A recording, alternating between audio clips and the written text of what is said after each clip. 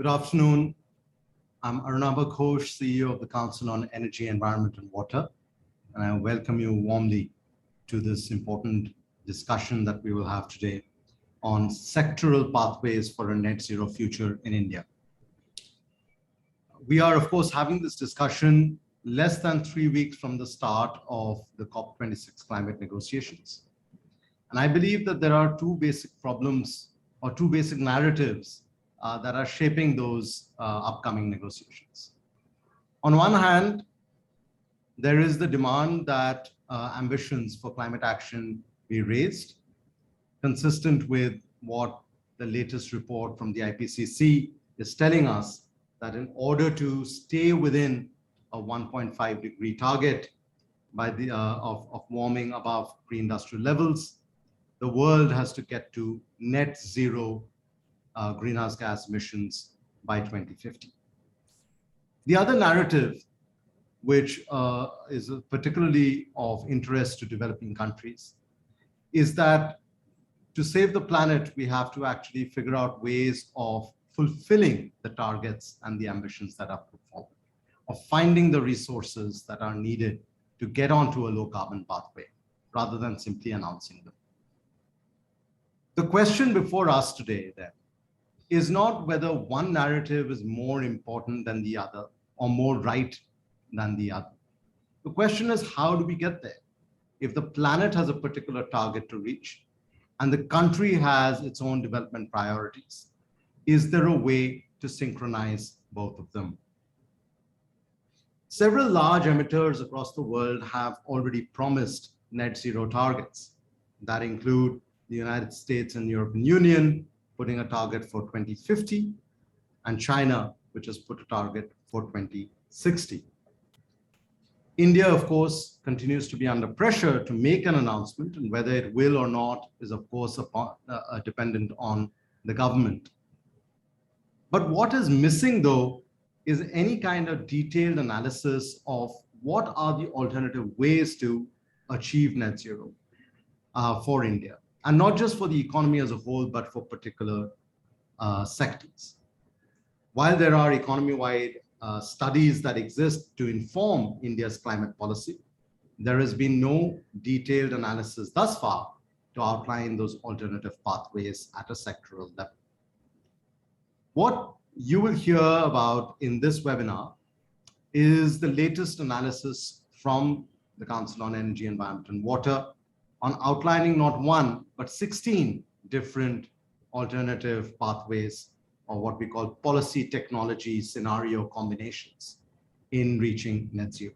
Again, none is more right than the other, but we hope that they can inform policymakers and public at large in terms of determining what it will take for the economy, for the energy sector, for the transport sector, for the building sector, and for the industrial sector to get to an important target like net zero. I would once again want to welcome everyone here, and I will introduce our very distinguished panelists after my colleague, Dr. Vaibhav Chaturvedi, has made the briefing presentation. But let me conclude my opening remarks simply by saying, let us focus on the analysis and the data before we focus on the politics. Because if we don't make informed choices, the politics might lead us in the wrong direction. Dr. Chaturvedi, over to you. Great, thank you, Arunabha, very well said. Well, essentially, whenever we do all these scenario analysis, we are not trying to predict the future. We are just trying to inform policy. And I think I also want to, summarize what the IPCC report, the draft report, essentially, which was under review. So it is not the final one. We don't know what is going to be in the final one, but the draft report presented 4 alternative lenses to view the transition story. One was the economic lens. Essentially, a lot of modeling that we do comes from the market side of things, because markets are important in the story. Then is the ethical lens, the who will lose, are there vulnerable communities? So the just transition story is extremely important lens. The third is the lens on, political economy, the power politics, like, and if NTBC loses in the game, what happens? So these are not really vulnerable communities, but very different political economy behavioral lens. And the fourth is the transformation pathways. That's what or transformational frameworks, right? Which is essentially trying to look at all the impediments, barriers, the systemic changes required, especially what do we need to do in the near term through a transformational system transformation lens, right? So of course, what our work tries to do is look at all of these four in different ways. And current today, what we are going to present is more of the first lens, the economic, the market perspective, the scenario analysis. That's what we're going to talk about today. A very good afternoon to all the panelists. Thank you for your time, and thank you for all the participants for joining today. I will start sharing my screen. Yes, I hope you can see my screen. So net zero is one of the most critical debates of our times. Currently, it is also one of the most important agendas for this COP. And CW has been working on net zero from many different kind of perspectives. Of course, we look at the longer term pathways, but a lot of the long term pathway analysis that we do is informed by the many different teams that are working at CW, be it renewable energy, industrial sustainability, or the finance, which is extremely important part of this, the transition or the decarbonization debate, right? So many colleagues do know about our work already. I wanted to quickly summarize how CW is looking at the larger net zero debate, and then I'll come to the the detailed the presentation on the report that we're releasing today. We started in March when the Secretary Kerry visited India. Before that, we had released a issue brief which looked at some of the kind of foundational issues on the net zero debate. What we highlighted was that net zero is critical, but for a growing economy like India, the peak is also extremely important, and growth rates do matter for this whole debate about peaking, and why it is kind of very challenging for India just to even achieve a peak by 2040.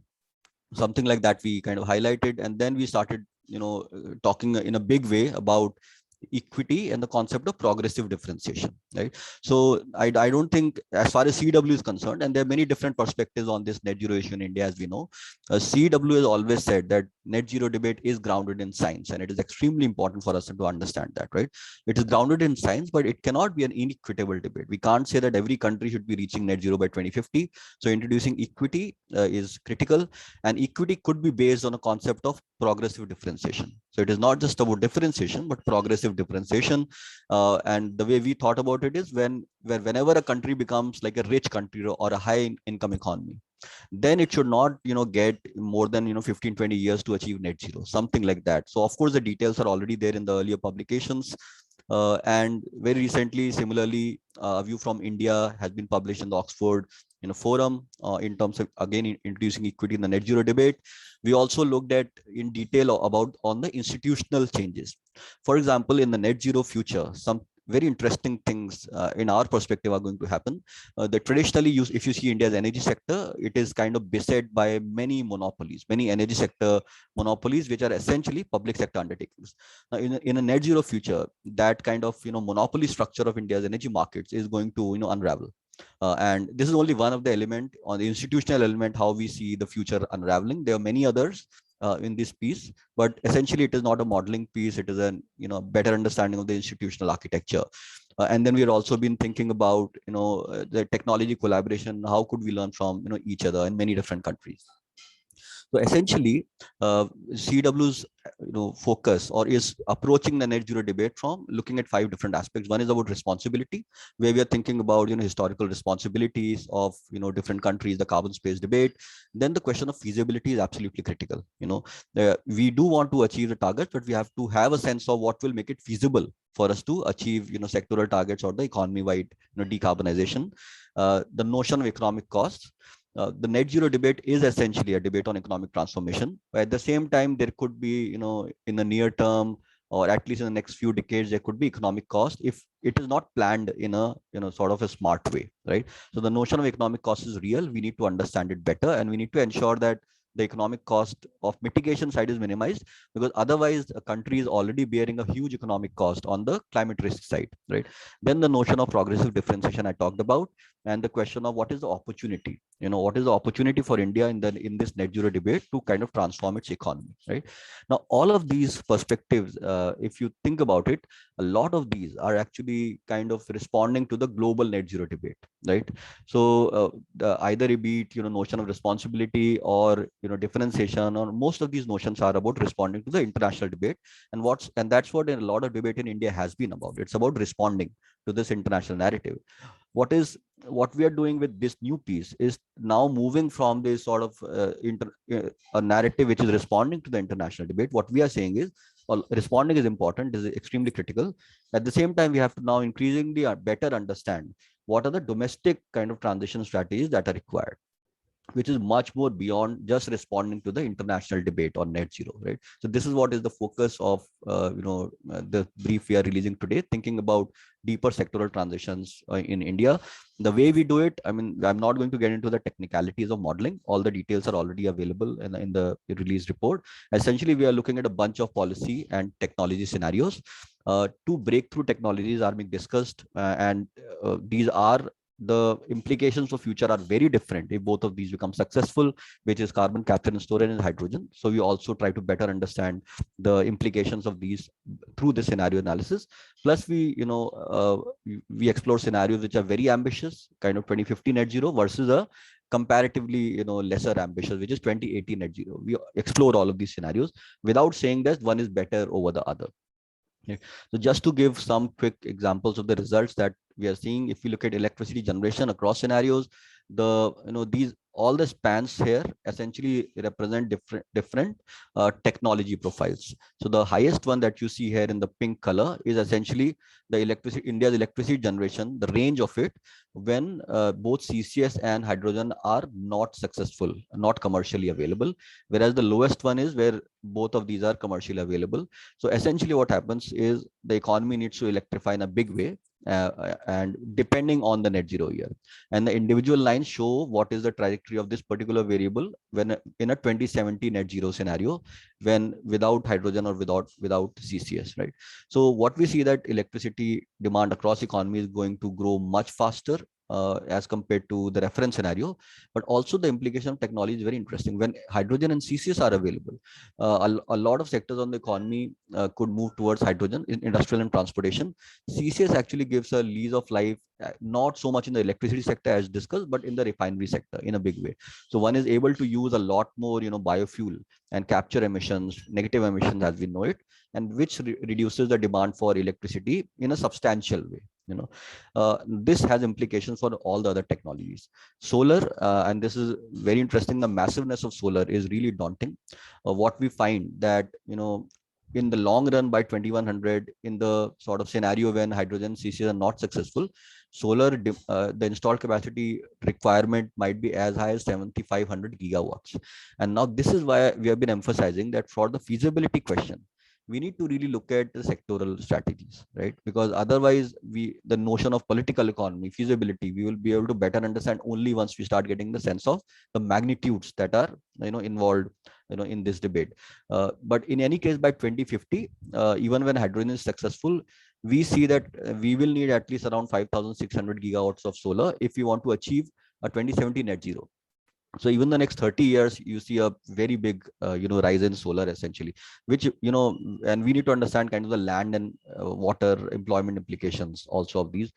Generation capacity of coal, as we know, even in the worst case scenario, which is 2050 peak, ultimately coal has to go down in a big way, as we know. And these are like the different kind of pathways across different scenarios of coal going down. Nuclear is not discussed so much, but when you don't have CCS, there is no baseload technology, you only have variable technologies, the importance of nuclear grows many folds, right? And that is where we could see at right now we are like around 8 or 9 gigawatts of nuclear energy in India. We might need around 220 or 225 gigawatts of nuclear energy by 2050 in this net zero pathway, right?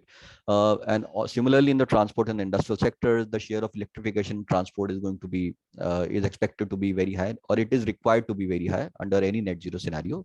And similarly for industrial sector also, you see the hydrogen uptake, and this particular big gap versus this thick graph versus this very thin narrow graph. The difference is in the transport sector, once you push the net zero year to the future, the transport sector, because a lot of electrification is already happening, a lot of near term decarbonization happens through electricity, and then the later kind of transition could happen through hydrogen, as compared to when you have a much more ambitious 2050 kind of target, then obviously the pace has to be very fast, which is the upper edge of this line, upper edge of this line, right? But for the industrial sector, irrespective of the scenario, we do need, hydrogen will be have to come in a kind of much bigger way. Still, at the end of the day, it is 20% or so. So hydrogen is very important, because industrial sector's footprint is going to be very huge, right? But it is not a silver bullet. So it's a very critical, but it's still not a silver bullet. Electrification is probably going to be the big thing for the economy, right? Now, in terms of detailed steps, we are also present detailed steps for each of the sectors with all of these numbers, right? The numbers are not important, but just some insights. Coal-based power generation has to peak by 2040 if India wants to achieve a 2070 net zero. And in a scenario when hydrogen is successful, which is the current situation, but CCS is not available, so peaking by 2040 and reduced by 99%, like almost goes out of the system by 2060, right? A huge increase in solar as well as wind capacity, as well as nuclear capacity. In the transport sector, share of electric cars has to be, in the next 40-50 years, has to be beyond 80%. Same for trucks and electricity.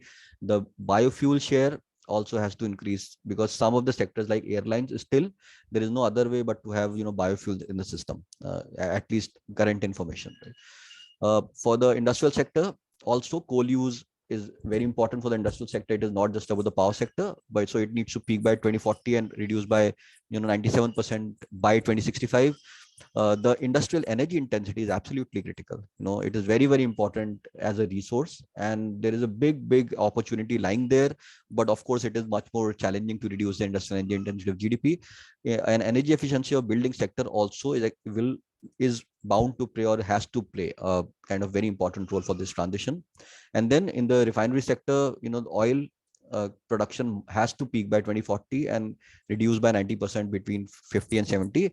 And then whatever is left, very little amount that could be left, could be kind of netted out through bioenergy plantations and all. So there is our modeling does take care of the netting out of emissions. Essentially, it is net zero by 2070 for India in these 12 steps that I've shared.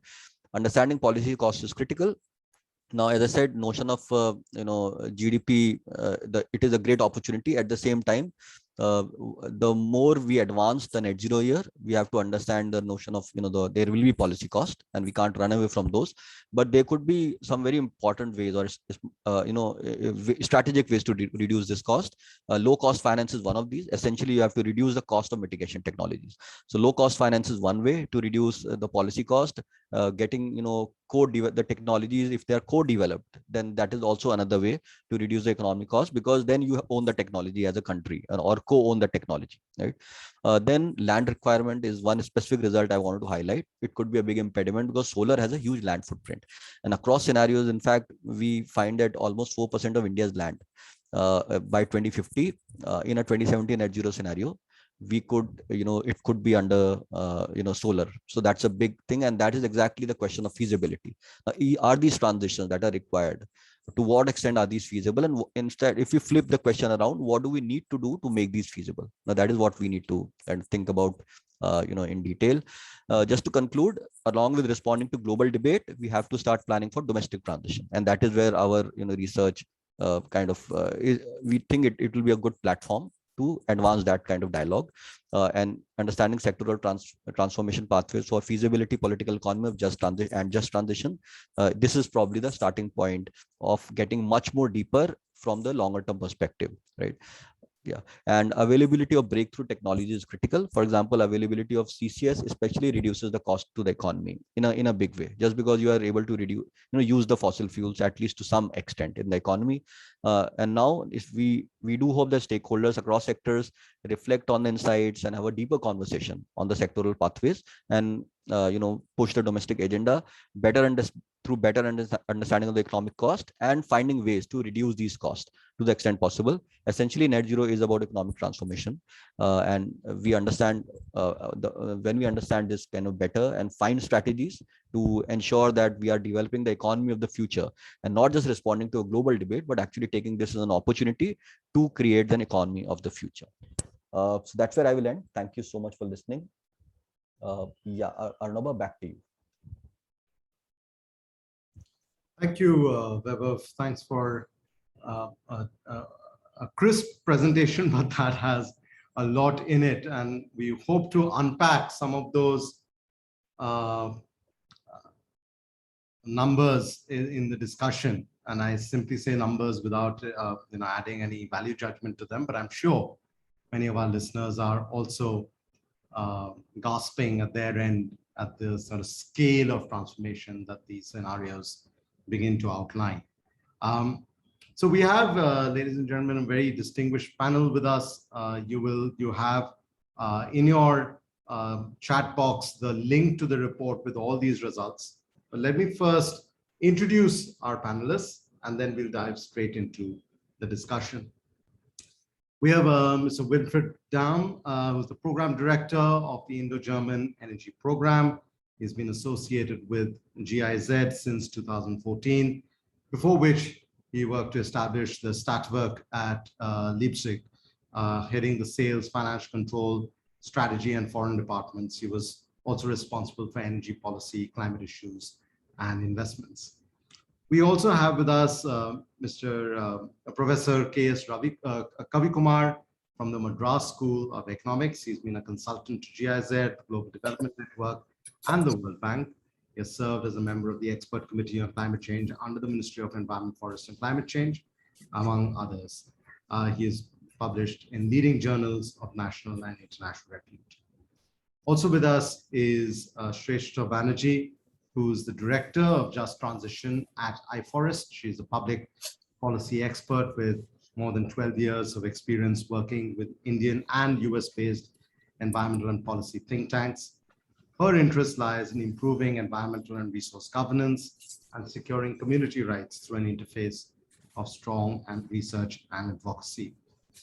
We also have Ms. Akshima Ghate, who is the senior principal at RMI India, where she leads the research analysis and partner engagement. She provides leadership at RMI India's ongoing initiatives with the Government of India and other government agencies at the subnational level. She's also been working on transforming the mobility trajectory for India's cities, focused on a more people-centric approach. Prior to joining RMI India, Akshima was working as a senior fellow and associate director at the Energy and Resources Institute, TERI.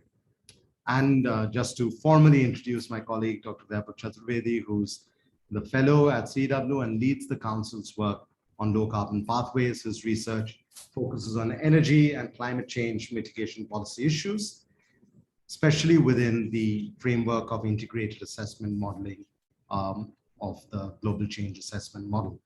Before joining the council, he was a postdoctoral research associate at the Joint Global Change Research Institute in the United States. So, ladies and gentlemen, thank you for joining. And once again, thank you, Vaibhav, for outlining the findings from your work within your team. Sreshta, let me start with you and dive into something that does not always get addressed in the broader sort of analytical conversations around net zero. When you think about a just transition, what do you think would be the challenges of a just transition with regards to kind of some of the net zero pathways about which you heard? Equally, in order to get to, if we prioritized a just transition, would that then undermine a move towards net zero? So I would love your reflection on, how do we begin to unpack these analytical outputs and frame it within the kind of developmental imperatives of the country? Sreshta, first to you. Thanks, Arnab. It's a pleasure to be at this webinar, and I know we all are between too many webinars right now, but I believe it's an important conversation because I like your second question more. If we talk about just transition, will it be an impediment for net zero? In fact, this is the question right now. Like, if we look from the technological perspective of it, it looks very much, okay, it's achievable. And maybe we can have debate about it, the equity angle, that when should India peak, not peak, and all that. But when we think of just transition, yes, it's a challenge. Now, let me tell you a few things. Number one is just transition is an idea which has not even trickled down to the areas which actually will be affected. There's no sense of it. So if I start talking about that, and that's what it should be a bottom-up process, it should be an inclusive process. All the theories around just transition is very clear. Now, if I have to start there, it will be a long-run process. The first impediment will be to address the political economy of some of these coal regions. I'm talking about coal because oil is, the oil regions are fairly simpler if I look at, the politics of Jharkhand, Odisha, Chhattisgarh. So yes, if I look into that, it is an impediment. It can be a slowdown to achieve a timely net zero. But I believe that there should not be the reason not to speak of just transition. Because the entire framing of JT, and we are looking, right now, recently I finished a paper where we have looked into how it has been framed by various countries right now in their policies, in their laws, in their indices. It is practically being pitched as a development agenda. So it is not the negative framing of it, but what just transition can lead to. And I feel if we frame it that way, if we structure it that way, it can actually help to achieve the net zero target. Because if we don't frame it yet in our net zero commitments or align it with our net zero commitments, the problem will be where South Africa is today. They started talking about JT 10 years back, but today they are hitting the roadblock where they cannot connect to the ground. So, and that's why they can't achieve some of the things that they are trying to achieve in regions like Pumalanga, which gives 70% of their coal or power. So for India not to hit that block, I feel the JT debate has to be it has to be aligned so that we can reach there. Now, if I look into the feasibility perspective, I feel Vaibhav pointed one very good thing, which is land. And I was noting down 3-4 questions which can be the challenges we need to look into, but which needs to be tackled early on. Number one is technology, which you already told. I'm not even going into that because we have other experts. The 4 other things will be land, it will be finance, it will be labor, and the 4th will be the political economy or social acceptance of the issue. These are the 4 critical components that we have to deal with.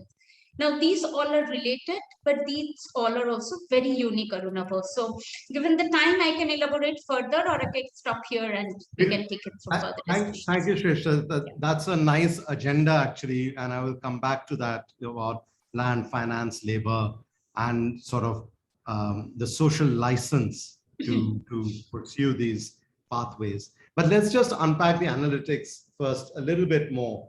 Professor Kavi Kumar, you've seen the results. When we think of the opportunities that India could be capitalizing on in this transition to net zero, what might they be? There is one pathway that looks at heavy electrification of the economy. There's another pathway that looks at electrification combined with a big push towards biofuels, particularly using CCS. There is this pathway that has a fair reliance on hydrogen, especially for industrial decarbonization. So if you had to brief a policymaker today, who might even have the long-term vision of 50 years from now, where would you tell them to start? Yeah, thank you. Thank you for that. Vaibhav, first, thank you for the nice presentation. And also, thank you for having me here on the panel. Now, I think net zero as a topic itself would be quite a difficult proposition to sell in a country like India, in my view. First of all, it's not an easy issue to talk about, especially in the current circumstances. The pandemic ravaged economy, talking about net zero could be completely non-starter. And that's how I see it, first of all, as a problem. So in any, for the political outfit to actually convince the public to that there is a need to look at this global responsibility and towards which we need to work and so on. It will be difficult. So that's why I think Vaibhav's argument that the focus should be on the local aspects has to gain a lot more importance. And that's where I think I would like to draw the attention of the panel. Probably many of you are aware that there is a recent work done by Shaibal Chakravarti and Somanathan, who's trying to put the cost to the coal-fired power electricity generation. And actually, 2018-19 figures themselves actually show that coal is a lot more costly, or almost on par with renewables, if you actually account for the externality costs, not even the climate change related costs, simply local externality costs. So it actually, if you package it that way, there is a reason and obvious economic reason for phasing out coal as fast as possible. We don't need to wait for the climate related debate at all. Even before the climate related debate, we need to actually phase out coal. And that's it must be done because it has too much of externality cost right now. And we are not counting all that. And for instance, the numbers as such, if I were to just quote from the study, in 2018-19 figures, the environmental cost of the coal, which is I'm talking about just the health cost and also other, I mean, I'm not looking at the social cost of carbon actually, is 1.64 rupees per kilowatt hour, which is huge. So if you actually put that on par, the average cost of electricity from coal plants is greater than the cost of actually new solar and wind based electricity generation. And it's actually puts the point very clear in my mind that the focus has to come back to the local requirements of promoting these other fuels, or whether you want to call them renewables or other things, in place of coal-based power generation. And if you package it that way, probably it would be a lot easier to gain the traction from the public and also from the political agenda point of view. It would be a lot easier to tell the story, I think. And equally important, probably we need to look at, we may get, others might actually want to talk on that later, but I would flag here the institutional changes that Vaibhav talked about. But to my mind, institutional changes are a lot deeper than this. I mean, especially in the current tug of war that we are seeing with the coal crisis, so-called coal crisis, whose responsibility it is? Is this a central responsibility or state's responsibility? And in fact, again, draw our attention to, I think somebody, maybe Dubhash had made this, Navroz has made this point sometime back. Where does carbon fit in the constitution? Is it a concurrent list or a state list, or where does it fit in? We know that environment fits in the state list. Electricity or energy falls in the concurrent list, but where does the carbon fit in? Unless we know where actually it fits in, who is making these decisions?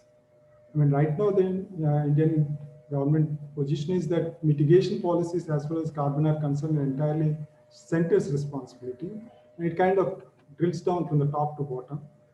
We don't know whether it's going to be taken up or not by the states. And the adaptation is kept in the purview of the states.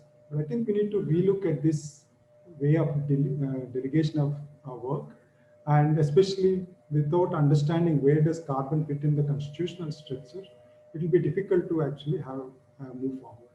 And these are my initial reactions. I'll come back for the subsequent discussion. Thank you, Professor Kumar. I do want to come back to that second issue, particularly about where the responsibility then sits between the central and the states. But you did talk about this, just the health costs of coal. And it's interesting that we're having this discussion at a time when we're supposedly facing a coal shortage, when actually our analysis shows it's more of a lack of planning for what coal was needed, rather than an excuse to go dig up more coal suddenly. But when we think about that parity or between coal and renewables, especially when the environmental and the health costs are counted, let's look at some of the other sectors as well. And Akshima, let me turn to you. You, of course, now look at a range of sectors, but you have immense expertise and experience in the transport sector. So again, when you see Vaibhav's analysis, what do you see as those potential challenges as well as opportunities to start thinking more strategically about where heavy transport will go? You know, there's already a lot of conversation, and RMI particularly has been quite involved on the passenger mobility side. But where do freight trucks go? And you know, what is needed as a policy signal to start putting us on that pathway for, say, net zero even within the transport sector? Thanks, Arunabha. I think first of all, thanks for bringing freight at the core. I think what has been happening when we've been talking about decarbonization of transportation sector, passenger sector definitely has taken all the limelight. Perhaps to me, for one reason that it's probably much more easier so far to decarbonize than the freight sector. And just given the structure of freight transportation in the country, with a very highly fragmented kind of a trucking sector, which is gaining more and more share, freight is definitely going to be a big challenge, technology-wise and economically, to cater to that. I'll just come to your point, but before that, I just wanted to make a few points from a transportation perspective and the whole net zero perspective. Is that if you're targeting net zero, particularly for transport sector, this decade becomes very critical, because the lock-in effects of the kind of investments, given the life of vehicles, given the life of infrastructure that we're going to create, and the infrastructure that is still to be created for transportation sector, there is an opportunity and there is a perspective of, angle of lock-in effects. So this decade becomes very, very kind of critical.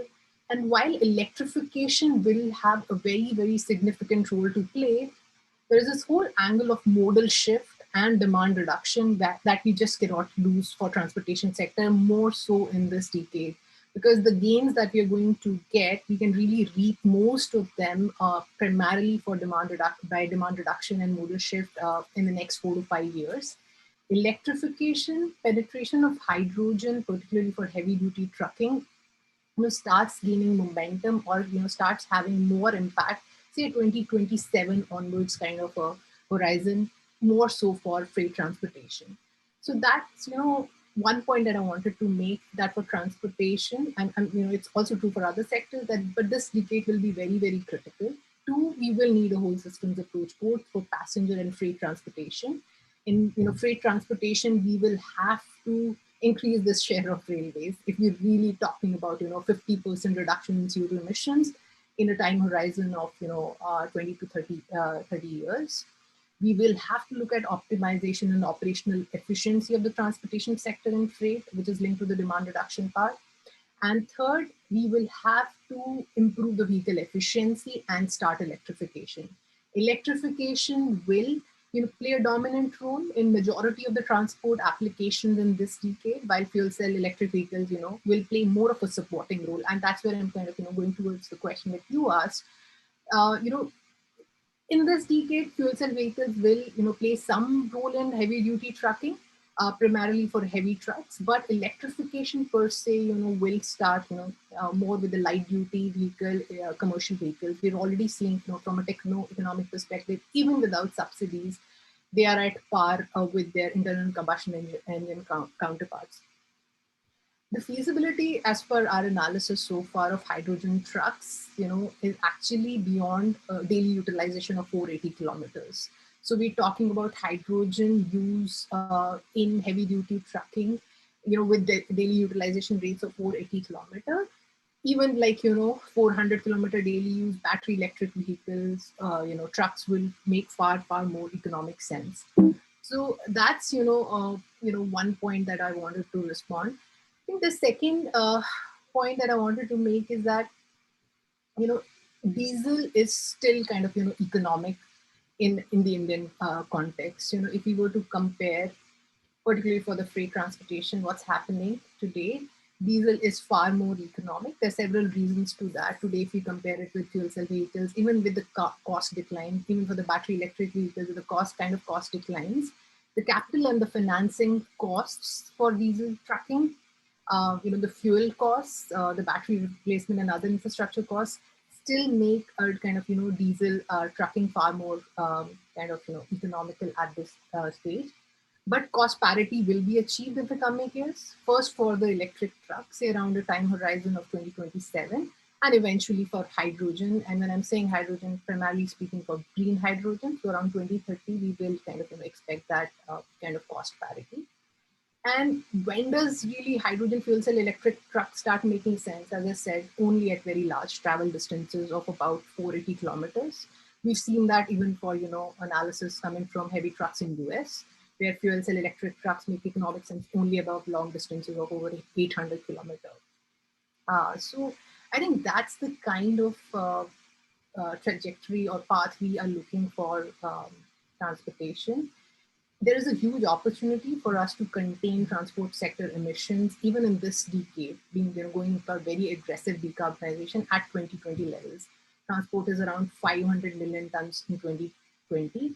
We can, almost contain 2030 emissions of transport with this, but this would mean, a lot of things that I just talked about, which is more whole systems, demand reduction, modal shift, and a lot to do with technology, whether it's EVs and slowly the penetration of hydrogen. So I'll stop there. Yes, I will come back to you on, and I'm giving you the kind of heads up in advance about this analysis that you were saying that hydrogen based fuel cell trucks are kind of applicable beyond the sort of 400 kilometer range. Some of our viewers might be interested to know whether this is sort of a global analysis or this is India specific analysis, because there are different points of view about in our rough and ready conditions, will battery powered trucks really kind of be robust enough to handle the overloading of trucks, the way our roads are built, etc. But let's save that for later. But I did want to pick up on both these themes that have come out from, actually all the themes that have come out from Sreshta, Kavi Kumar and Akshima, and turn to Winfried, which is that if you hear their responses, everywhere there is a requirement of looking beyond the sort of simple equation of a particular sector. Right? It could be, what is the priority that you give to the community that is actually not involved in a net zero or even in a just transition conversation? What is the priority that you give, or what is the weight that you assign to the health costs associated with coal? What is the way in which a policymaker today decides, should I send a signal on hydrogen trucking or electric trucking? Because the ministries that will deal with them will obviously be different. So Winfried, what are the institutional reforms that might be needed to facilitate this kind of a more fluid conversation, more dynamic conversation on net zero pathways? Thank you. And let me say thank you to CEW for making up those studies to give us a long-term perspective and of the different scenarios. Because I come back to that, as it becomes very important, is what are you aiming at? And let me not talk about decarbonization. Let me only talk about the visions of Mr. Modi. So he's aiming for a $5 trillion economy. He's talking about doubling income for the farmers. He's talking to have the transport sector electrified. Mm-hmm. He's talking about no energy imports anymore starting 2047. Less than 25 years back from now. And the last one, make India world leader in hydrogen, including exports. Now coming back to your scenarios, yes, and what has been mentioned, we are talking about a very significant electrification of the entire economy. So the next question would be, where is the electricity coming from? And let me call for an increase of 100 gigawatt renewables annually for India. And I'm being aware that in the last few years, we had only talking about 10. And we peaked around 14 point whatever. So we need to tenfold the existing commissioning of new RE in India. It can be achieved. So see, as other countries, they achieved 100 gigawatts annually, new commissioning. But now coming back to your question, what's the prerequisite? And my understanding is always you need a political goal, and then you need institutions who are executing that political goal and managing it and overcome all the obstacles we have. So let me start with the first goal of having one energy minister, including what you call now MOP, MNRE, Ministry of Coal, and hopefully Ministry of Petroleum as well. And you might talk about Atomic Ministry too, but this is a political issue, so that might be different too. So having one leadership, the responsibility of achieving those things. Then, obviously, energy efficiency is an extremely important topic we have not talked about. We have not talked about flexibility, and we need to have some other regulations in place to enable this flexibility and utilize all the different versions. But coming back to the question is, what is India aiming at? And yes, we can talk about decarbonization or not. The rest of the world will do it. And the question whether India will participate in that, including its trade. So, and as I mentioned, for the increase in any industry sector, energy sector, electrification will need to be increased significantly. So what is required to increase the RE commissioning by 10 times as it is right now? And this very fast. And therefore, I think planning is so important. Well, being a German. But planning implies not only setting up more renewables, but also to have the planning for the grid in place, and then all the other missing links in the policy issue as well. So probably this might give you some answer from my perspective. It does. I mean, this combination of a political signal, an integrated sort of energy ministry and minister, a focus on the electrification, and then planning on that rollout. That's all very, sensible. But before I turn back to the other panelists, Webber, I want to come to you and ask you about costing. In your presentation, you kind of went over it a little quickly. Take a minute or two, tell us a little bit more about how much is this going to cost? And when we say cost, what do we even mean? Is it the cost in driving down the costs of the technologies, or is it adopting the technologies as is and then costing it? And is this a cost to the economy as a whole, or is there a net benefit to the economy as a whole? So please explain to us how these scenarios unfold and how the modeling works. Thank you, Arnab. I hope I will be able to explain, not confuse everybody around me, because there are many different notions of cost, clearly. And many times when we hear numbers about, trillions of dollars of investment, those are investments required for the economy. Right? So all the economy obviously will need investment, whichever path we take. So the question is not about that larger pot of investment. The question is where that investments come from. What is the cost of that investment, right? So those are different notions. So a lot of this will be from the Indian banking sector, right? But given the pace of increase we need in terms of total investment, a lot is what we need is in terms of, let's say, FDI, right? But also within the FDI pot, we are talking about, okay, we need not the regular high interest FDI, and that we generally get. We need because we're talking about this, decarbonization agenda, which is a global agenda. We need like a lower, low cost finance, right? So now that's another notion, but the cost of the economy or the policy cost is a very different thing. So it is, it simply says that when market is in equilibrium, which is, let's say, currently there is an equilibrium. Of course, nowhere in the world there is like a true equilibrium market, so to speak, where there are always, distorting signals like taxes and subsidies, irrespective of the economy, right?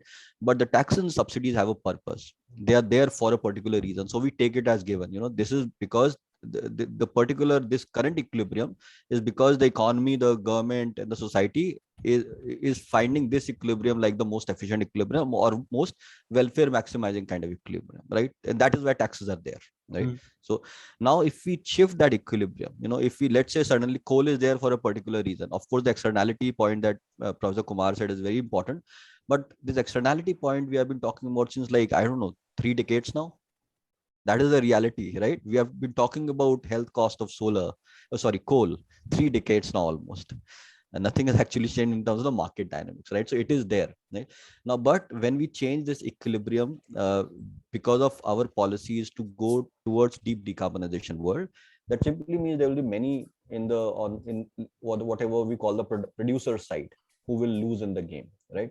Similarly, there will be many in the consumer side who will lose in the game just because maybe higher prices of energy, at least in the short term, right? And on the producer side, it is not about the big NTPCs or Coal India. Essentially, the income of all the producers get distributed to many different people, which is essentially the lower or the manual labor or the coal miners. Though they are on the producer, and that is a just transition story. We are talking about both the producer side, which is the coal miners, as well as the consumer side, which is the low income communities who will suddenly face higher energy bills.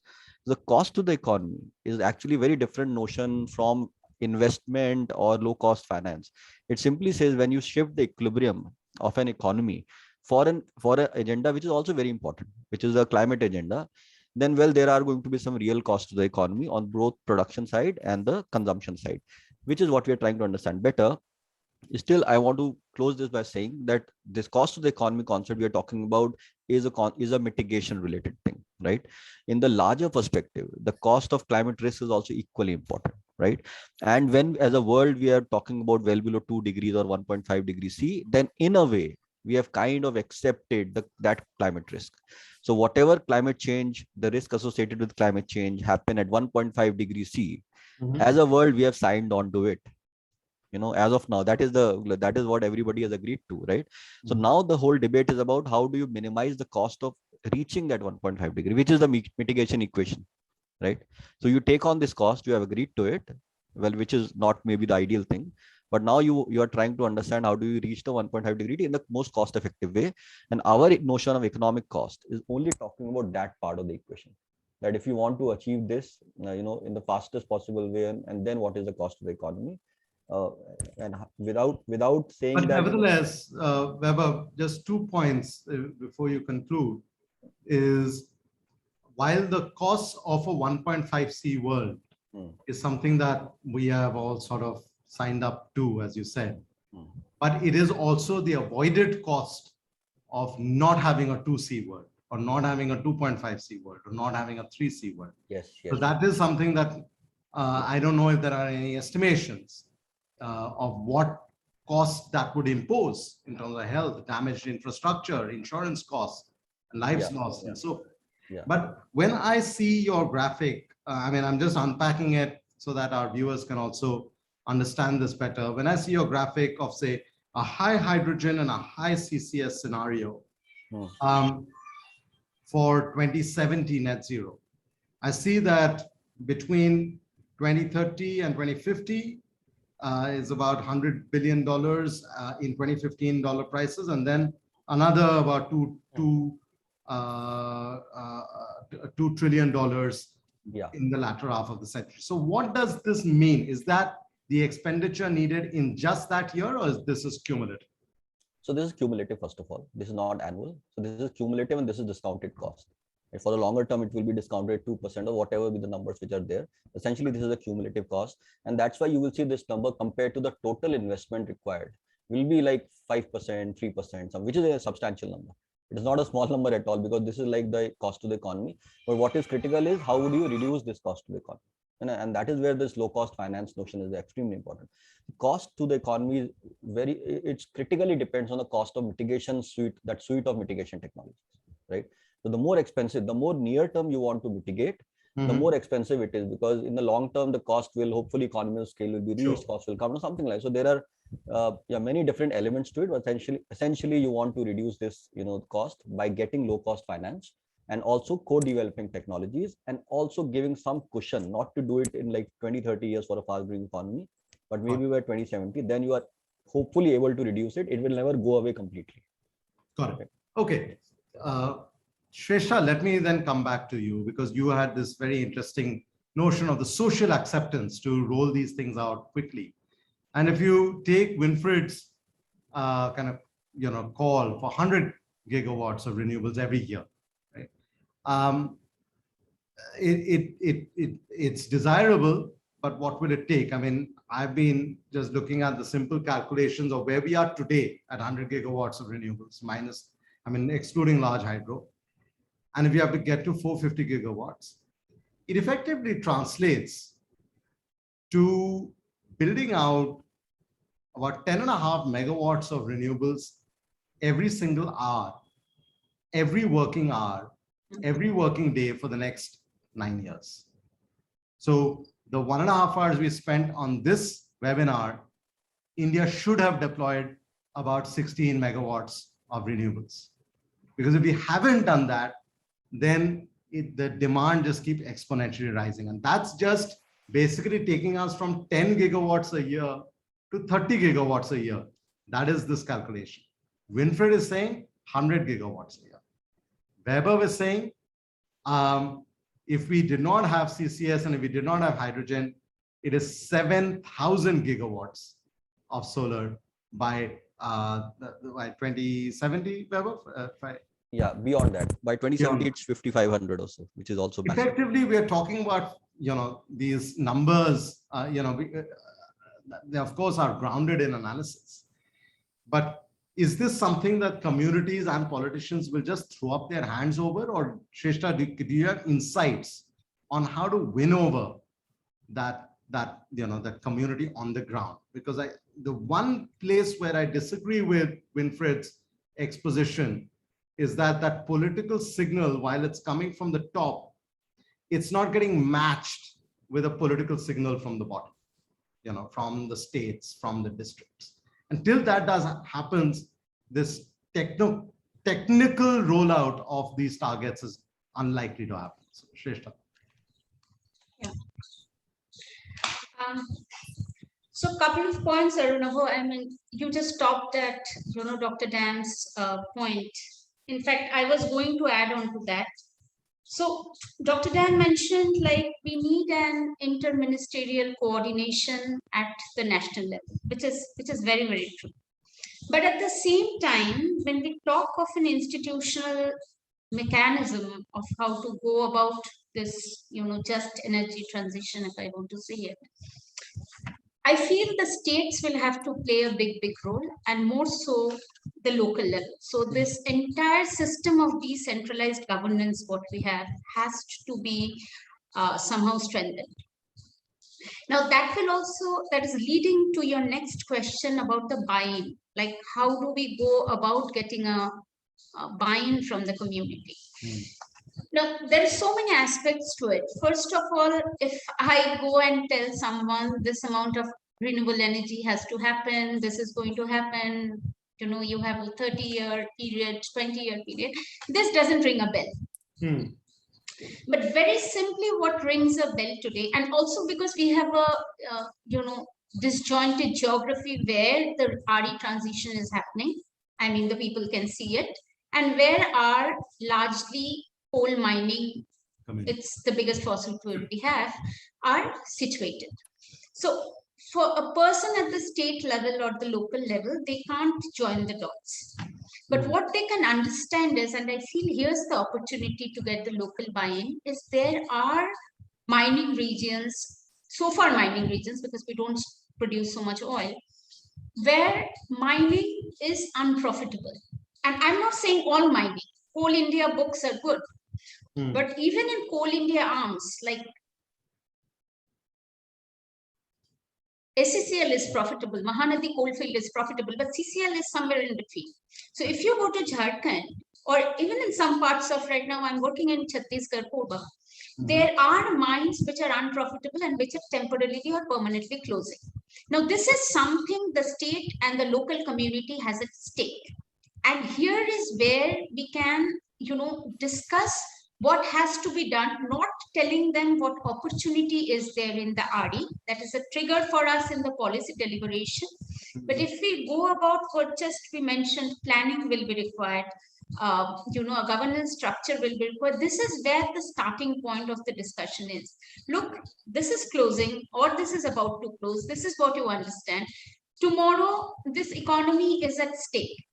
And I feel today the state has a bigger stake in the energy transition, or in a fairer transition, a social dialogue, local planning, whatever we say, all the components, more than the center. For the very basic reason, their revenue is at stake. Right. A coal mine closes down. These coal regions are entirely centered around this coal. Right. So they have a power plant, they have a steel, they have a cement. So if they have a bigger stake on all of this. And I feel the governance, when we even talk of institutional, we should think not from the national to the state level, but I would say go by the state and go to the national. It's far more convincing and it's far more agreeable maybe. Now, going by how do you go about getting a buy-in from the community? This is again, I would suggest the best thing is to look at, and that brings me to Vaibhav's point in some way, is to look at place-based intervention or place-based financing to build the local resilience. Now, we are talking of something like, $100 billion. Now, that is a big, we don't know who is going to invest in all that. But what we have at the local level and the state level are some very local-based financing. There is a number of schemes. I always keep on talking about this district mineral foundation funds. We don't know if the coal cess can be released after the GST compensation cess ends or if it ends. So these are the opportunities to tap in to build the local resilience, so it is easier to minimize some of even the expenses. I remember you yourself mentioned, how do we calculate the health cost? All these intangible costs, right? So if you invest through these local funds in health, education, which are the critical things, and if you look at the kind of JD financing that has happened, in many parts of the world, like Germany, these are the sectors they have spent in education. Now we have the local funds for already this. So it also eases the burden on the financing part, and it also builds the local resilience so that it's easier to secure a community buy-in. So my suggestion, there are so many components to it, but I'll just stop there. Maybe, I don't know if I answered it or... Again, there's a very rich answer, Sreshta, and it kind of ties in with what Winfried was also saying. But the more I'm thinking about this, and although this is a session about the sort of analytical outputs from a modeling work that Vaibhav and Ankur have done, the more I think about it, it boils down to trust in the political process. Yeah. Does the community trust that their local political representatives will use local funds to invest in education and health and their future? Because if they don't trust that that will happen, then the analytical future does not seem very desirable. And this is not just India's problem. This is, this is a worldwide problem. And in fact, the biggest, I'm just giving you one example and maybe I'll stop there. See, the question is that Coal India, Eastern Coalfield Limited has tried to stop this underground mines for the past 15 years. And they have not been able to do because there is simply union and local resistance. These people don't have a work tomorrow. They don't know how much it will. It's not that Coal India is supporting all the schools and hospitals, but the general perception of it is very, very problematic. So I still feel, I don't know, we need to, this is the only opportunity to do something, and that's why I'm saying you need administrative strengthening at the local level. Even if I'm talking about spending this money, a district does not have the capacity to even plan for 100 crore. So forget about all the money we are talking. So Indeed. we really need to build administrative and planning capacity at this local level to even start this conversation. Indeed, and I think that's why a lot of this analysis, there's sectoral analysis, but there's also state level analysis about which Vaibhav can talk at length, which also I think we need to invest in. But again, let me turn back to you, Kavi Kumar.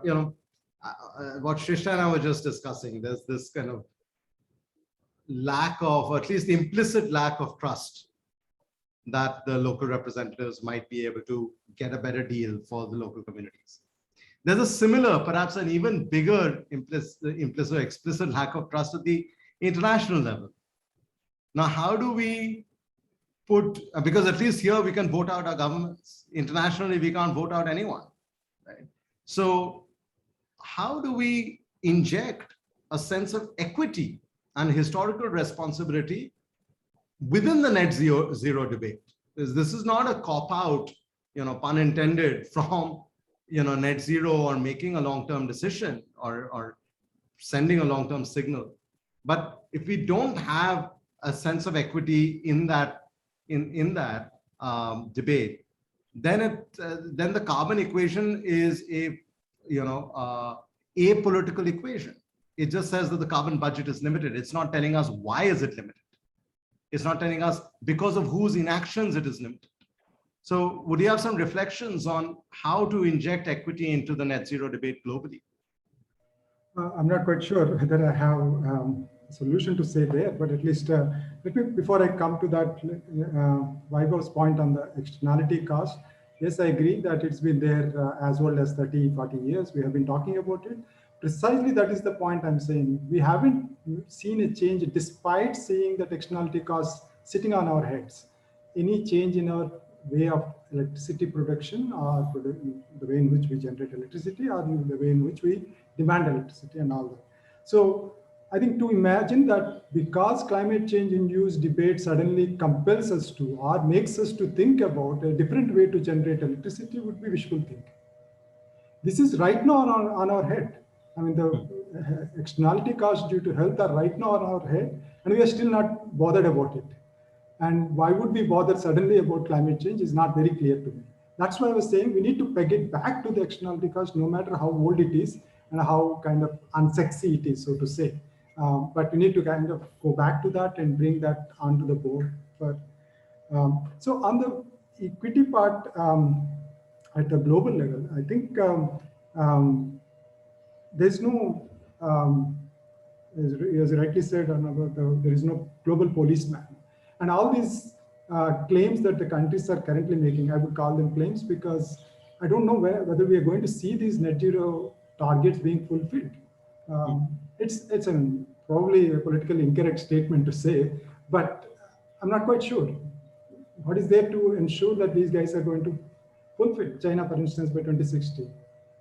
There is no guarantee for us, and there is no, I mean, we can also say for that matter, that we will do this by 2040 or 2050, because there is no repercussions.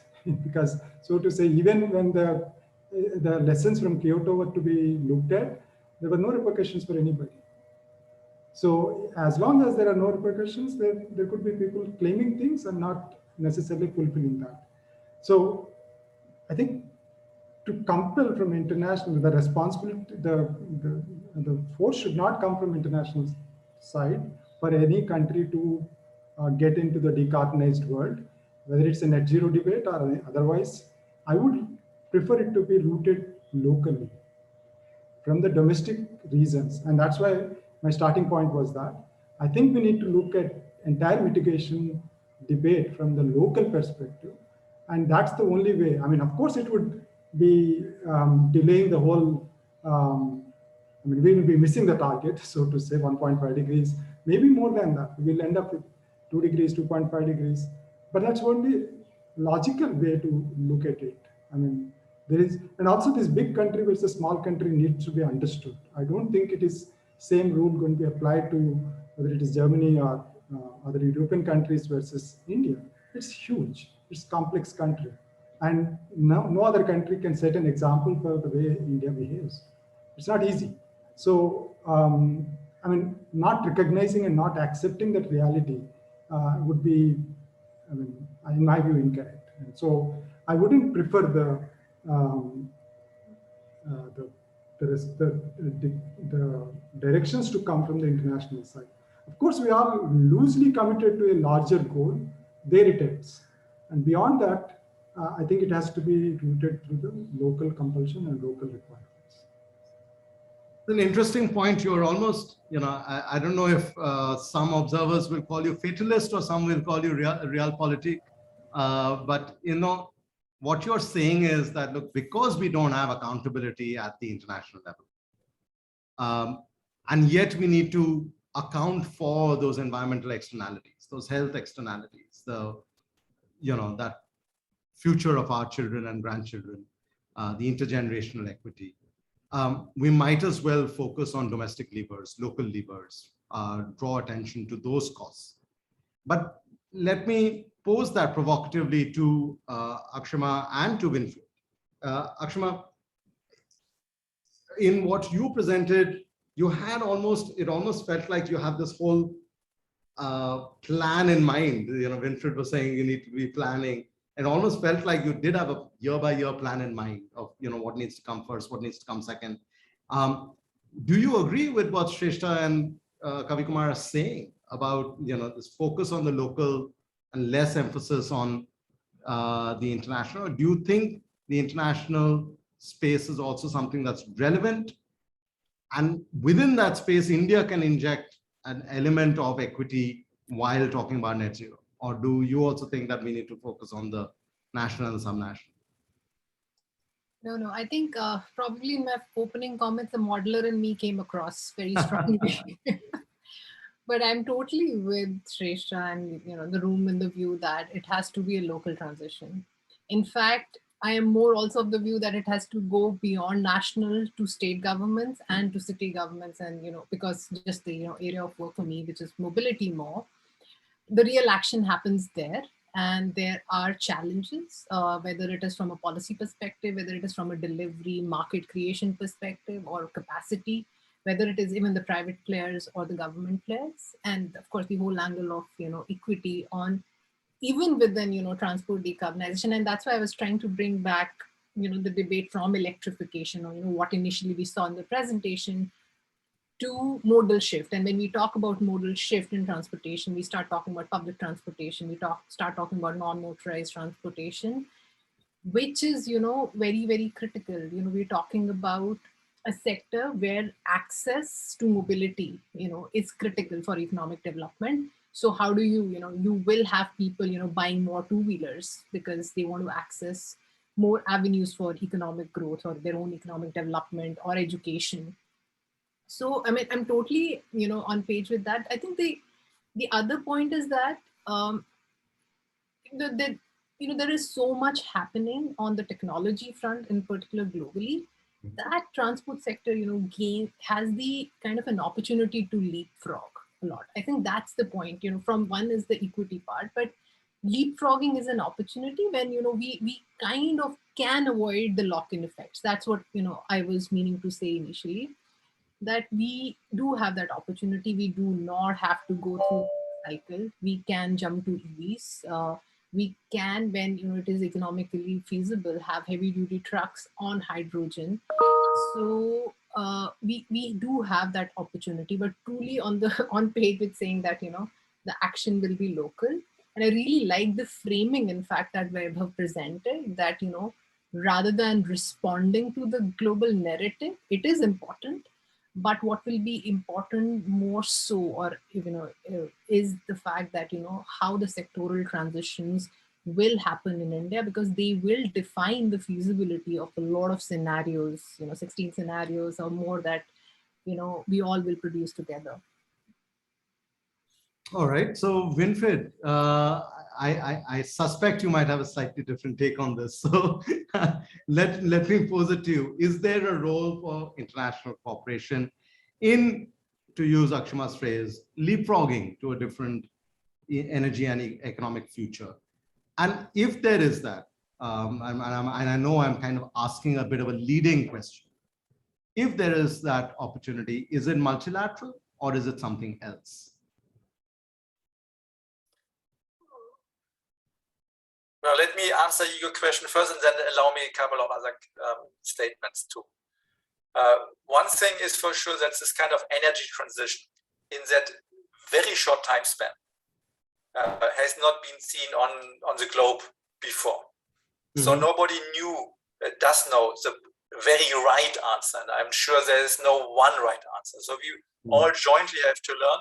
And this is obviously calling for international, joint progress on very many issues. So we need those various international institutions, like you name it, International Solar Alliance, Green Grid initiatives now coming up early November, hopefully, and all those activities. Yes, very helpful. Is it multinational? Yes, for sure. From my perspective, it's giving hands in the science community, in the policy community, in the associations, and anyone who is involved in that should join hands, exchange ideas, learn from each other. That's one thing. Let me come from a different perspective. So my view is it's a lot about good governance on very many levels. And see Germany, you just had election. And despite the old government passed a law of decarbonizing by 2045, so within only 23 years, they have been kicked out because the majority of Germans don't believe them that they will achieve it, nor are they ambitious enough. So now we are going to become what I call a climate government in Germany coming up soon. Are they feasible of achieving that 45 goal? I'm not really sure because it's extremely ambitious, but for sure they're going to go bold steps, as will the European Union do. I think the same is true for India. So we have a couple of brave governments on state level, and of course the states are important. But having the vision on political level and implement it and striving for it. And let's take Gujarat, for example. Gujarat is moving fast. And if you're moving around in Gujarat, you will be astonished how many rooftops are there, solar rooftops being picked up. And you're seeing Gujarat is advancing in regards of getting 30 gigawatts around in Kutch pretty soon. So it's becoming the leader in India, most likely on renewable production. And very many economic benefits are going along with it because they are future orientated. They're not afraid of change. And it's a lot of management of the change coming up. And I think a lot will be achieved if you are able to de-risk this change. It becomes beneficial to very many. And if you don't, let's say, allow the old vested interest to prevail, but run good governments, de-risk the business investments, make sure that you can rely on contracts and PPAs and that you're being paid in time and all those things, then I think we will see a major progress. But if you allow states like AP, like Haryana to, let's say, play a special role, the cost for everyone is increasing because there's no de-risking, there's increasing the risk on new investments in changes and so on. And one last thing, or one last thought, how cheap do you want to have electricity? Right now we are talking about 2 rupees whatever, ground-based solar. This is non-inflation adjusted. If you're talking coal, we are talking right now new coal, whatever, 4 rupees, whatever, more or less double price. But you need to have it inflation adjusted. So having an inflation in mind of 5 to 7% in India, every decade, the prices in real terms are halving. So if you buy solar now for 2 point whatever rupees, this converts to less than 1.5 rupees in the 2030s. And the very same plant, this very same electricity coming from in the 2040s, will be below 1 rupee. And you are able to sign that contract now. Again, how cheap do you want to have electricity? And why I'm not signing that contract now?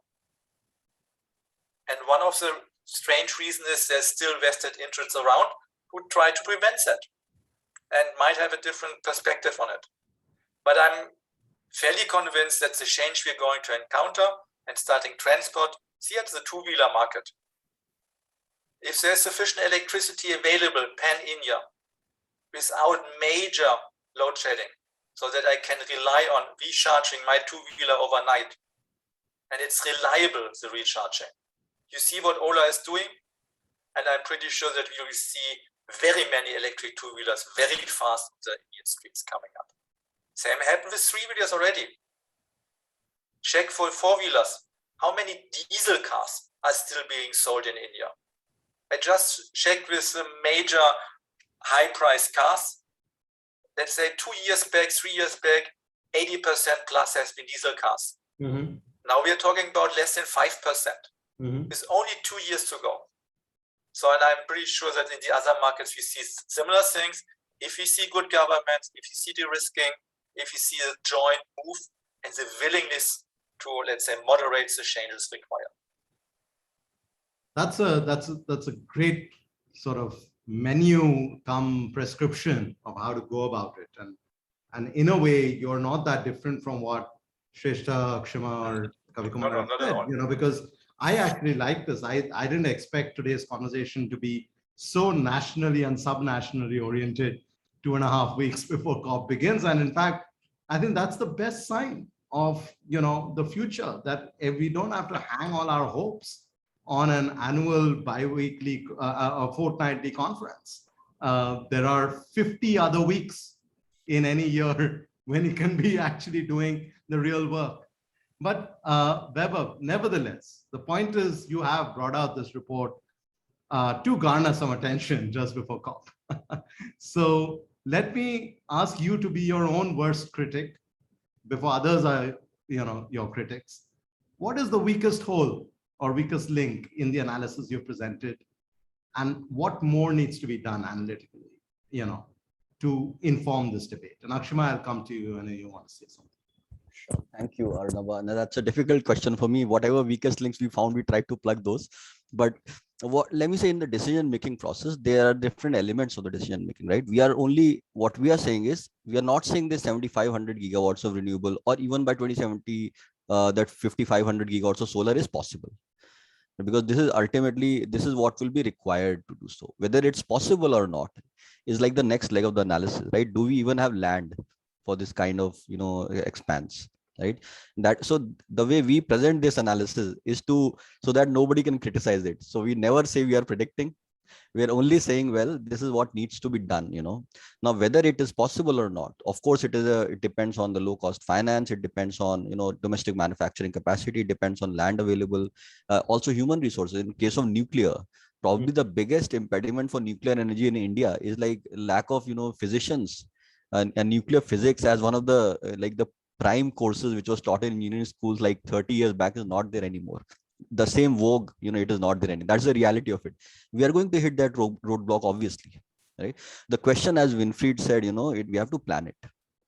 You know, if we plan it, then we might be able to find answers to many things, and maybe we find this going beyond 4,000 gigawatts of solar is never possible. It is totally fine, but let's find it as soon as possible. And then ultimately, see, what models do is it's arithmetic, right? It is simply saying your economy grows, you will actually need so much demand of electricity and other energy sources in the long term. You have to meet it from some sources. If you're not able to meet it through electricity, through solar, and if you're not able to find CCS, and if you don't want to increase nuclear, so like, how are you going to get it, you know? So this is what the conversation is, the feasibility conversation is about, right? That you have to ultimately, you know, provide this energy to your consumers as well as the producers, like industrial sector, right? So yeah, so this way I will end. Sure. Yeah. Akshima, you wanted, and Akshima and Winfried, I'll give all four of you a minute to give your final words before we close. Akshima? Yeah, I think I actually wanted to pose a question back to you, Arunabha. You made a very important point in the beginning, that there is lack of detailed work, that there is lack of detailed analysis on how, you know, different sectors will play out in terms of the whole net zero debate and narrative. And hence, you know, it's really, very timely what CEW is releasing today. But what can we do? I think my question comes from there. And we're also doing similar work at RMI, just trying to bring all the pieces together. Do you think we need a coalition of institutions with energy sector expertise to come together, workshop some of these? And, it doesn't have, the timeline doesn't have to match with the COP, as you said. What do we do to kind of, have more India-specific action happening? I have an answer to that, which I've pitched to RMI in the US, but I will give the answer. Let me hear from Winfried and Kavi Kumar and Sreshta first. Sure. Yeah, first of all, sorry from a German perspective, nuclear is non-sustainable. So don't think and do it too strongly. And please tell me first where you want to put the waste, the nuclear waste. That's one of the very many risks to it, and it's not sustainable at all. Coming back to solar and wind, is it technically feasible? No doubt, it's so easy. So just check on the space of the Thar Desert in India alone. You get a lot of things there. But if you look into LBPV and not either or, do it both. Have a second level on this very same land, and quite some crops are benefiting from shading. So that's very easy, and then you have nearly unlimited land. And if it's not sufficient, think about floating solar. And let me not call it floating, but take it ocean floating solar. So if India would, let's say, increase and take up the ocean areas and put up solar there, then again, really unlimited resources would be there technique-wise. The oceans part we should call bombing solar rather than floating. Okay. Kavi Kumar? Yeah, I don't have a specific comment there, but I just was thinking about some other aspect probably I would like to flag here for us to think about. I mean, in the most of the discussion for the net zero, for instance, adaptation plans don't feature it, because that's a completely different story, right? Mm-hmm. But if you want to think of adaptation to the climate extremes, there has to be rapid strides to be made in your livelihoods and infrastructure. And that's going to completely derail our net zero discussion, because those are going to be energy intensive again. Mm-hmm. However sustainable we talk about it, mm-hmm. there are going to be a lot of energy intensive calculations that need to be factored in. And that, I mean, I don't know whether current analysis that Vaibhav and his colleagues have done actually have factored in this kind of adaptation pathways that would take us towards a resilient, climate resilient future. So again, something to think about. Maybe Vaibhav, you can talk about that in your final comments. Sreshta. Yeah. So I personally, I'm a student of science, and then I moved to public policy. But Arunabha, why I feel it is important is that I don't think having a net zero emission goal is a negotiable issue. So we really need to fix this. That is something. Number two is we need, I would say, a legal mechanism to enforce it. Mm-hmm. That is something. And I think that was beyond the discussion today, but having targets is something and reaching it is something. And unless we have a legal mandate to do this, it is very, very difficult for a country like India to achieve something like that. Mm-hmm. And the third thing we need is, I feel that, and in the last 2 days, I have been thinking about this more and more, mm-hmm. that the entire question about a fair energy transition or a just transition mm-hmm. is as much linked to the net zero targets or a low carbon pathway as much as it is also delinked to it. Because the entire idea of this debate is rooted into some of the historical injustice or mm-hmm. environmental justice issues that we have in these regions or the development disparities. Mm-hmm.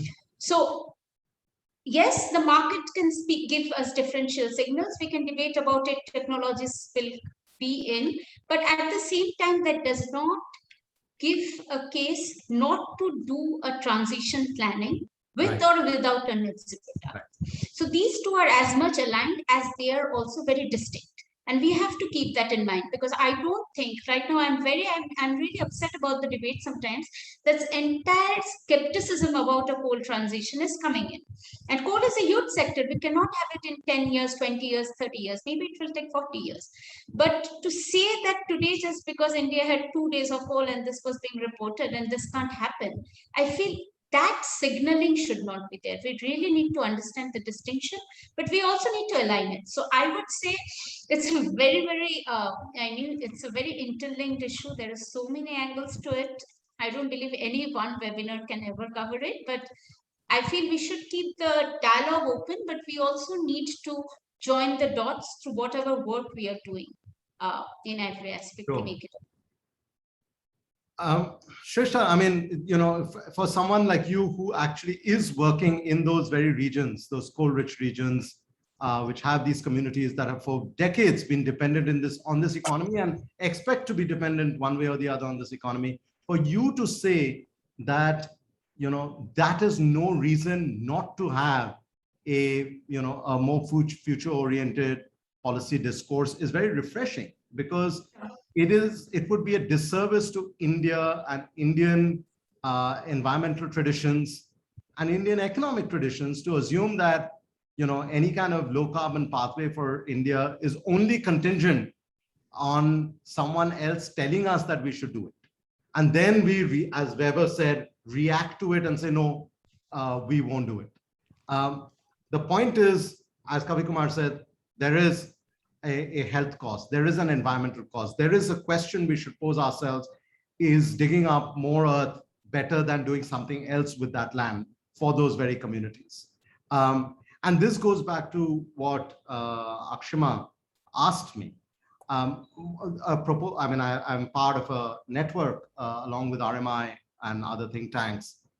And one of the things I proposed a few months ago is that, you know, as economies across the world are thinking about their energy transition, what they're struggling with often is this analytical depth, is this analytical capability to say, all right, if I make a political speech in favor of net zero or in favor of decarbonization, in favor of renewables, I still don't know what to do about it. And if we could have readily deployable analytical capacity from across our institutions, and I had, of course, proposed it for the world outside, but the same applies to, you know, country-sized states that we have. And then we go in and say, okay, what does Tamil Nadu need versus what does Odisha need and versus what does Madhya Pradesh need? And all the wisdom clearly doesn't rest only within the governments of those states or within our individual institutions. But if we can move the conversation beyond, we don't know how to get there, therefore we will not even take the first step. I think we will create some conditions of coming together, at least amongst some like-minded institutions. Weber, over to you to conclude. Great. Thank you, Arnaba, and thank you for all the panelists and all the participants for, you know, involving themselves and their time in this discussion.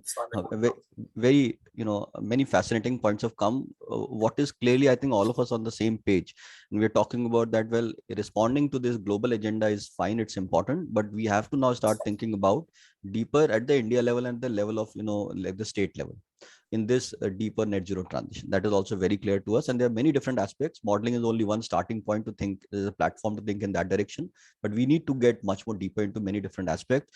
Another very interesting point came, and I was just thinking about it.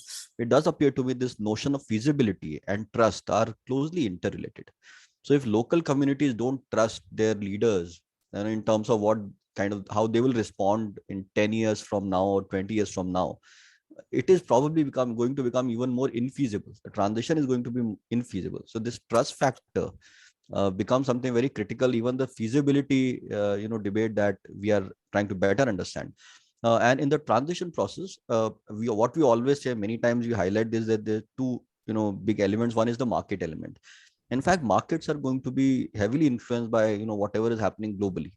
So market cannot be determined nationally, right? But the political economy is clearly something very national and subnational, right?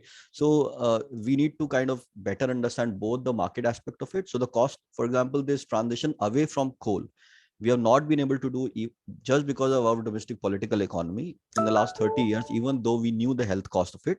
But just because this global markets or cost of solar is crashing now, we are seeing so much of interest, in moving away from coal, just because of that global dynamic rather than our own political economy that should have ideally driven it. But that is the reality of what we are also seeing is happening. But that, which simply means political economy is very strong. We just need to understand and face it in some way. A very big uncertainty is in this market and political economy debate is also related to the Make in India program. The Make in India is about industrial sector. Industrial sector is heavily fossilized, and a high share of manufacturing in India's economy, it automatically means a lot more fossils start coming in, right? And we have to deal with this. I mean, it will happen unless we start either pushing hydrogen or electrification and reducing the cross subsidy. The cross subsidy is a big political issue. And even in the richest state of India, which is Delhi, and in fact, even in Goa now, the election manifestos talk about subsidizing electricity for residential sector. Now, what do we do about it? That's the reality. Which simply means the electricity for industrial sector is going to be again more expensive. And the transition we are talking, so this is another element of the political economy of the transition, which is aligned with this market forces that the government of India is talking about in terms of higher manufacturing share. The freight economy is heavily related to the manufacturing economy. So these are the market transition we are going to face, and we will have to understand both the political economy and the relationship between the markets. So these are many interesting perspectives. Ultimately, what Winfried said, planning is critical. We're not talking about a transition 10 years from now. We're talking about maybe 2 generations from now. India will be, right now we are at $2,000 per capita. We should be around $17,000-18,000 per capita in 2070. Much richer nation, much more richer nation. A lot of fiscal space would be there, right? Which simply means, well, hopefully when India is so rich, we should be able to address many political economy issues only if we plan better, right? So definitely planning should start happening today. And that's what our effort is, that hopefully we start getting understanding of many different aspects and just planning better. With this, thank you again. I want to, thank my colleague Ankur for doing a lot of work in this analysis, as well as, today's session. Our outreach team, they've really worked very hard for, socializing our messages. And thanking all the participants and the panelists here. COP is just around the corner. We do hope that this trust factor is built in the COP, especially through the climate finance and low-cost finance issue. And we'll continue with the conversation post-COP also. Thank you so much for joining us today. We close the conversation for today. Thank you. Thank you.